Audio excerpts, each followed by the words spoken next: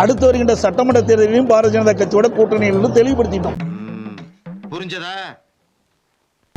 எல்லாமே தேர்தலுக்கு நெருங்கும் போதுதான் கூட்டணி அமைப்பாங்க. கூட்டணி என்பது வேற, கொள்கை என்பது வேற. எங்களுடைய கொள்கை எப்பொழுதும் நிலையானது. கூட்டணி என்பது சந்தர்ப்ப சூழ்நிலைக்கு தகுந்த மாதிரி மாறும். உன்னை டெஸ்ட் பண்ணேன். நீ சொன்னதுல ஒன்னாவது கரெக்டா இருக்காயா? ஒரு பைசா வாங்காத இந்த அண்ணாமலையை பற்றி சொல்வதற்கு எடப்பாடி பழனிசாமி என்கின்ற தற்குறிக்கு எந்த விதமான அதிகாரம் கிடையாது. அண்ணா, கூட்டணியை பற்றி அது எந்த கட்சியாக வேண்டுமானாலும் இருக்கட்டும், கூட்டணியை பற்றி பேச வேண்டிய நேரத்துல நாங்க பேச கர்ம ஊராடாது. பாஜக கீஜாக்களை 6 மாசம் கழிச்சு கேளுங்க.